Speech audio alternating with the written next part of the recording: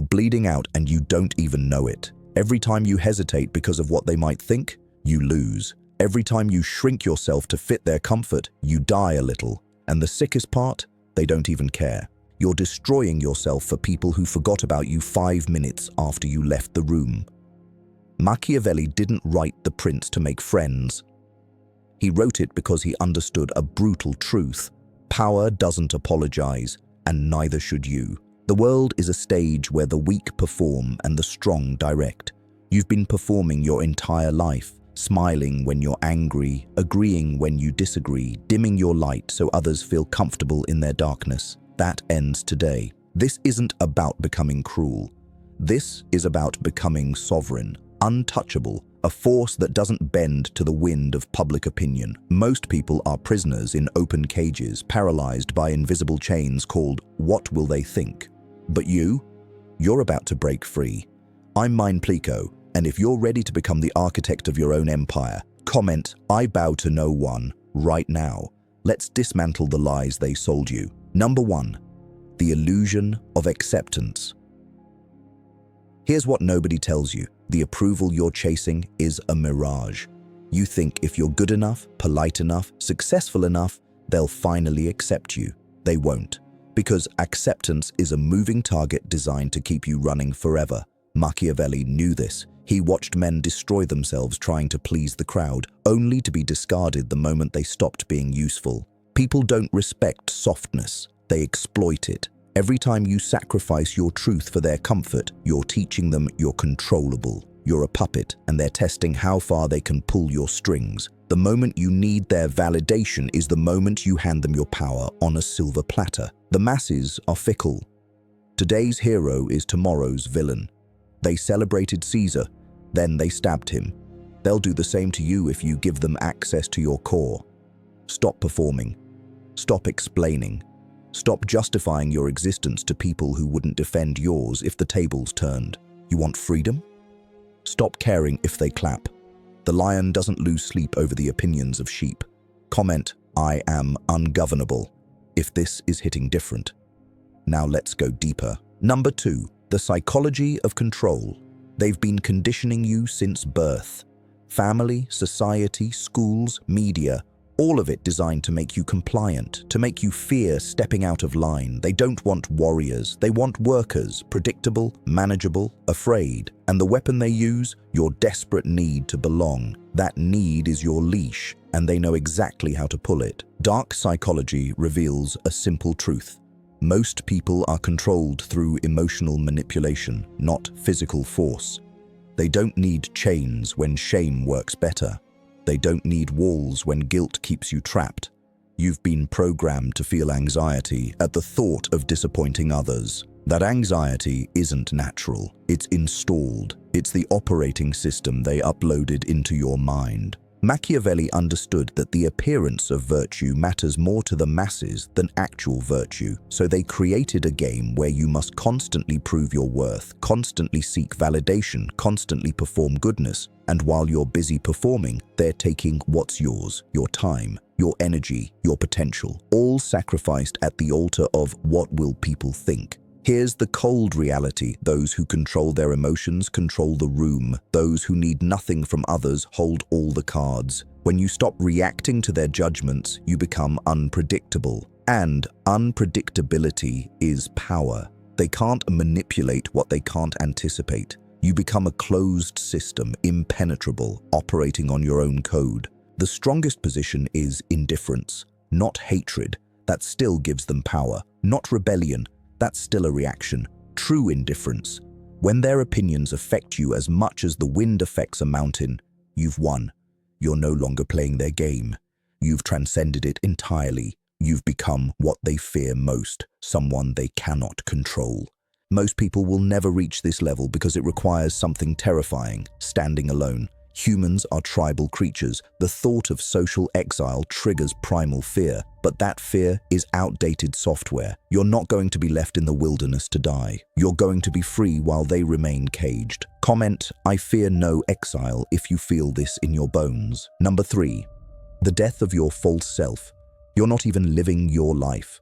You're living a character you created to survive their judgment.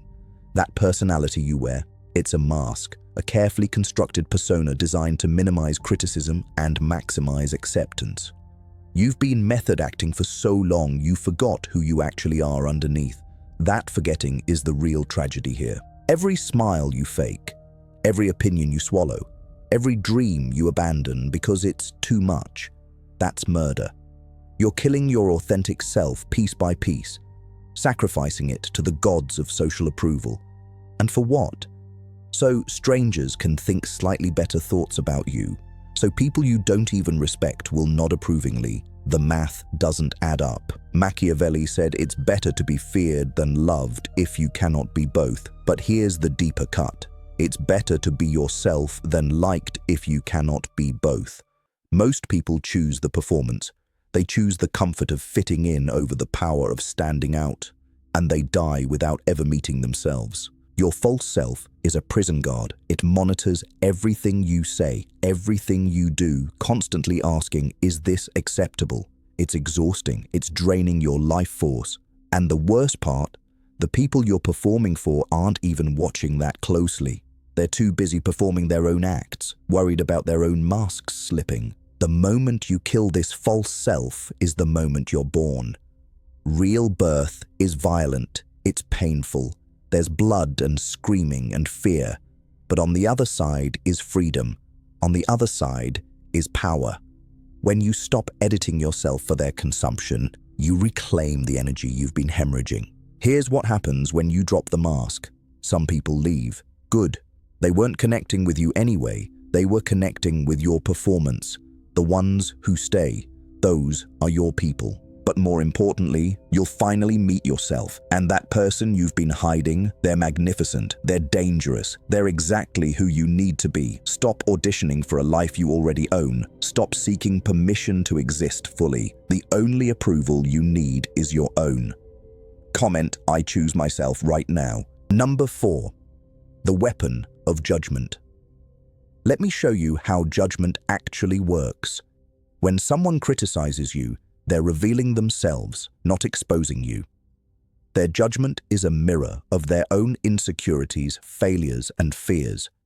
They see in you what they hate in themselves, or what they're too afraid to become. You're just the screen they're projecting onto. People who are winning don't have time to tear others down. They're too busy building. Only the mediocre have energy for constant criticism because criticism requires nothing. No risk, no effort, no courage. It's the weapon of the powerless. They can't create, so they destroy. They can't rise, so they pull others down. Understand this coldly. Their opinion of you is none of your business.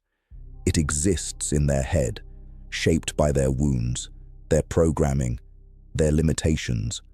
Why would you give that power? Why would you let someone else's damaged lens define your reality? That's insanity. That's volunteering for psychological slavery. Machiavelli knew that reputation is important, but only as a tool, never as a master. You manage perception strategically, not desperately. There's a difference between caring what people think and being enslaved by it. The prince shapes his image deliberately. The peasant begs for scraps of approval. Here's the darkest truth. Most people are crabs in a bucket. The moment you try to climb out, they'll pull you back down. Not because they hate you, because your escape reminds them of their captivity. Your courage highlights their cowardice. Your growth exposes their stagnation. They need you to stay small so they can feel okay about staying small.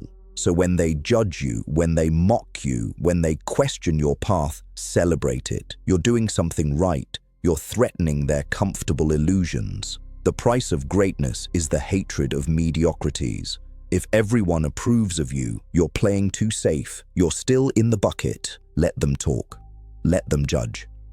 While they're busy discussing you, you're busy becoming untouchable. Their words are noise. Your actions are thunder. One fades, the other changes the landscape forever. You're not here to be understood by everyone. You're here to dominate your destiny. Comment, let them watch, if you're ready to rise while they gossip. Number 5, the power of silence. Stop explaining yourself. Every justification weakens your position. Every explanation is a negotiation with people who have no authority over your life. When you explain, you're seeking permission. When you justify, you're admitting guilt. Powerful people state, weak people explain. The moment you understand this, everything changes. Silence is the most violent response to judgment. It denies them the reaction they're fishing for. They want you defensive, emotional, scrambling to prove yourself. Your silence starves them. It communicates something terrifying. You don't value their opinion enough to engage with it. That indifference cuts deeper than any argument ever could. Machiavelli operated in shadows because he understood visibility creates vulnerability. The more you reveal, the more weapons you give your enemies. Every insecurity you share, every doubt you voice, every fear you admit, that's ammunition. They'll smile while you confess, then use your words against you when it serves them. Learn to move like water, formless, ungraspable. Let them think they know you while revealing nothing of substance. The person who needs to broadcast their every move, their every thought, their every achievement, that's someone still seeking validation. That's someone still performing. You're beyond that now. You operate in silence because your results speak louder than your words ever could. Here's what they don't tell you. Mystery creates power. When people can't figure you out, they respect you. When they can't predict you, they fear you. Familiarity breeds contempt. Predictability breeds exploitation. But the unknown commands attention. Be the unknown variable in every equation. Stop oversharing. Stop posting every win for likes. Stop announcing your plans before you execute them. The world doesn't need your narration. It needs your demonstration. Build in private. Win in silence. Let success make the noise. Your real power grows in the dark, away from their eyes, away from their opinions. The moment you stop trying to be understood is the moment you become powerful. Not everyone deserves access to your mind. Not everyone has earned the right to your truth. Guard your inner world like the fortress it is. Let them wonder. Let them guess. Let them create stories about you. While they're talking, you're working. While they're judging, you're building. And when you finally emerge victorious, their opinions won't matter because you'll be untouchable. Comment, I move in silence, if this resonates. Number 6. The architect of fear. They want you afraid. Fear is the invisible cage that keeps you compliant. Fear of rejection, fear of failure, fear of standing alone, fear of being too much or not enough. This fear didn't grow naturally. It was planted in you, watered daily by a system that needs you manageable, controllable, small. Every institution you've encountered has been engineering your fear. Schools punished you for being different. Religion shamed you for being human. Society mocked you for being ambitious. They built a prison in your mind and convinced you the bars were for your protection. You've been guarding your own cell, terrified of the freedom beyond it. Machiavelli wrote that men are driven by fear and self-interest. The rulers understood this, so they made you fear everything: judgment, isolation, poverty, failure. They made you believe safety comes from conformity, that security comes from obedience, that peace comes from silence. All lies designed to keep you in line. But here's the reversal. When you weaponize your own fear, you become unstoppable. Afraid of being alone? Good. Use that to build self-reliance so strong you need no one. Afraid of failure? Perfect. Let that drive you to prepare so thoroughly that failure becomes impossible. Fear isn't your enemy. Fear worshipped is slavery.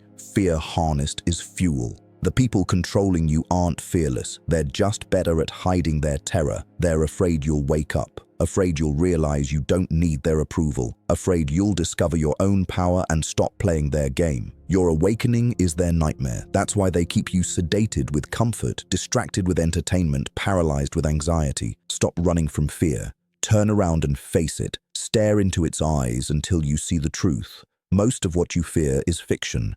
Rejection won't kill you. Judgment won't destroy you. Standing alone won't end you. What will end you is living someone else's life because you were too afraid to claim your own. The moment you become more afraid of dying without trying than dying while trying, you transcend control. You become the storm they can't predict. You become the force they can't contain. Fear stops being your master and becomes your weapon. They built your cage with fear. Now use that same fear to tear it down. Comment, "Fear fuels me," if you're ready to turn terror into triumph. Number 7, the solitude of power. Greatness is lonely. Accept it now or quit pretending you want it. The higher you climb, the fewer people will understand you. The more you grow, the more you'll outgrow. Your old friends will feel abandoned. Your family will call you changed. They're right, you are changing. You're becoming someone they can no longer control. Most people can't handle your evolution because it mirrors their stagnation. When you stop drinking, they call you boring. When you stop gossiping, they call you distant. When you stop settling, they call you arrogant. They're not angry at who you've become. They're angry at who they're still choosing to be. Machiavelli spent years in exile, alone with his thoughts, writing the texts that would outlive empires. Solitude wasn't his punishment. It was his forge. In isolation, he wasn't distracted by the need to perform, to explain, to justify. He became crystallized, pure, undiluted by the opinions of lesser minds seeking to shape him. You need to get comfortable being misunderstood, comfortable being the villain in stories you're not even part of. They'll twist your words, question your motives, create narratives that make them feel better about their choices. Let them. Their fiction about you is irrelevant to the facts of your life. The path to power is walked alone. Not because you can't find companions, but because most people lack the stomach for the journey. They want the destination without the sacrifice. They want the crown without the weight. They want your results without your discipline. When you refuse to carry them, they'll resent you. Here's the truth they'll never admit. They need you weak to feel strong. They need you confused to feel certain. They need you failing to feel successful. Your independence threatens their dependence. Your clarity exposes their confusion. Your rise reveals their choice to stay down. You're a mirror they can't stand looking into. So you'll walk parts of this journey alone. And that's not tragic, it's necessary. Solitude is where you build the unshakable foundation they can't touch. It's where you forge the identity that doesn't need external validation. It's where you become sovereign. The crowd will always choose comfort over courage. Let them. You weren't born to fit in. You were born to stand out, stand alone, and stand unbroken when everyone else falls. Comment, "I walk alone," if you understand the price of power. Number 8. The execution of weakness. Stop being gentle with your weaknesses. They're not quirks. They're not part of your charm. They're vulnerabilities your enemies will exploit the moment it benefits them. Every time you say, "That's just how I am," you're choosing comfort over conquest. You're choosing the familiar prison over the uncomfortable freedom. Your need for approval is weakness. Your fear of confrontation is weakness. Your inability to say no is weakness. Your constant need for company is weakness. And weakness in this world is blood in the water. Sharks circle. They always do. The moment they sense you're controllable through emotion, through guilt, through shame, you're done. Machiavelli didn't romanticize weakness. He studied it coldly, clinically, the way a surgeon studies disease. He saw that mercy shown to the wrong people becomes cruelty to yourself. That tolerance of your own limitations becomes the rope your enemies use to hang you. Weakness doesn't deserve compassion. It deserves execution. Look at your life right now. Every area where you're failing, there's a weakness you're protecting. Every relationship draining you, there's a boundary you won't enforce. Every goal you're not reaching, there's a discipline you won't embrace. You know exactly what needs to die in you. The question is, do you have the ruthlessness to kill it? Most people negotiate with their weaknesses. They make deals. "I'll change tomorrow. Just this once won't hurt. I deserve this break." Those negotiations are slow suicide. Every compromise with weakness strengthens it. Every excuse feeds it. Every rationalization gives it permission to grow until it consumes everything you could have been. You need to become merciless with yourself. Not hateful, merciless. There's a difference. Merciless means you see the weakness clearly and you eliminate it without emotion, without drama, without the story. You don't punish yourself. You simply refuse to carry dead weight anymore. You cut it off like a gangrenous limb. The version of you that seeks constant validation, kill it. The version that fears being disliked, drown it. The version that needs permission to be great, burn it alive. What remains after this purge is your true self, hardened, focused, unbreakable. A weapon forged in the fire of self-discipline. Your weaknesses are not your friends. They're parasites wearing masks of comfort, and the moment you treat them as such, you become dangerous. Comment, I am ruthless, if you're ready to execute what's holding you back. Number 9, the throne of indifference. You've spent your entire life being affected by their words, their looks, their judgments, their moods. Every reaction you give is power you surrender. Every emotion they trigger is proof they still own you. You're not free until you can stand in the center of chaos and feel absolutely nothing. True power isn't dominance, it's indifference. When nothing they say can shake you, when nothing they do can move you, when their entire existence becomes irrelevant to your internal state, that's when you've ascended. You're no longer playing on their board. You've left the game entirely while they're still moving pieces. Machiavelli understood that the prince who needs nothing from his subjects holds absolute power. The moment you need their love, their respect, their validation, they own you. But when you're complete within yourself, when their approval adds nothing and their disapproval removes nothing, you become untouchable. You've built a kingdom inside yourself they cannot invade. Watch how people scramble when you stop reacting. They'll provoke harder. They'll try new tactics. They'll alternate between cruelty and kindness, trying to find the button that still works. Your indifference terrifies them because it proves you've moved beyond their reach. You're operating on a frequency they can't access anymore. This isn't suppression. This isn't pretending you don't care while secretly obsessing. This is genuine, bone-deep indifference. Their opinions register in your mind the way background noise does, acknowledged, then immediately discarded as irrelevant. You're not fighting the urge to care. You've transcended the need entirely. Here's what happens when you reach this state. You become magnetic. People are drawn to those who need nothing from them. Your self-sufficiency creates a gravity that pulls others in while simultaneously proving you don't need them. It's paradoxical. It's powerful. It's the ultimate position. Stop checking if they're watching. Stop wondering what they think. Stop measuring your worth by their reactions. You're a sovereign entity, complete and whole, without their input. Their thoughts about you are happening in their reality, not yours, and their reality has no jurisdiction over your kingdom. The throne of indifference is lonely at first. Then it becomes peaceful. Then it becomes power. You realize you've been seeking approval from people who should be seeking yours.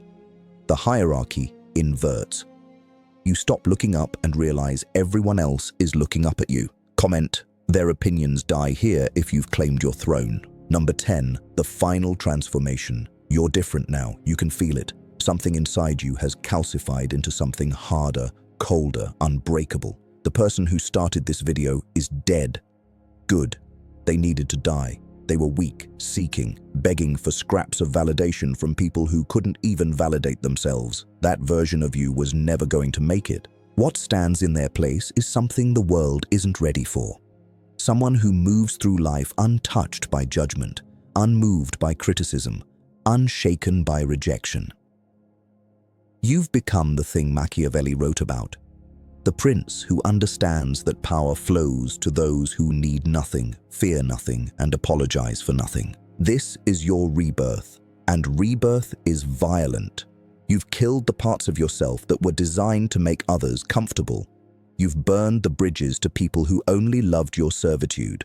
You've destroyed the identity you built to survive and replaced it with one built to conquer. There's no going back from this. The world will resist you. It always resists those who refuse to be controlled. They'll call you cold, heartless, selfish, arrogant. Let them. Those are the words the powerless use to describe the powerful. Those are the complaints of the governed about the ungovernable. Wear their insults as proof you're on the right path. You now understand what most people will die never knowing. Freedom isn't given, it's taken. Power isn't earned through kindness, it's claimed through clarity. Respect isn't requested. It's commanded through self-respect so absolute that others have no choice but to mirror it back to you. Stop caring what they think. Not as a practice, not as a goal, as a permanent state of being. You've transcended their reality. You operate by different laws now. The opinion of the sheep means nothing to the wolf. The judgment of the prisoner means nothing to the free. This is who you are now. Untouchable, ungovernable, unbreakable. You've stopped playing their game and started playing yours. And in your game, you make the rules, you control the board, and you decide who gets to play. Everyone else is just watching. You are Machiavelli's vision made flesh, the architect of your own empire, the master of your own fate, the king who bows to no one. Now go claim what's yours. And if this transformed you, hit that like button, subscribe to Mind Plico, and turn on notifications. Comment, "I am untouchable," one final time. Your empire awaits.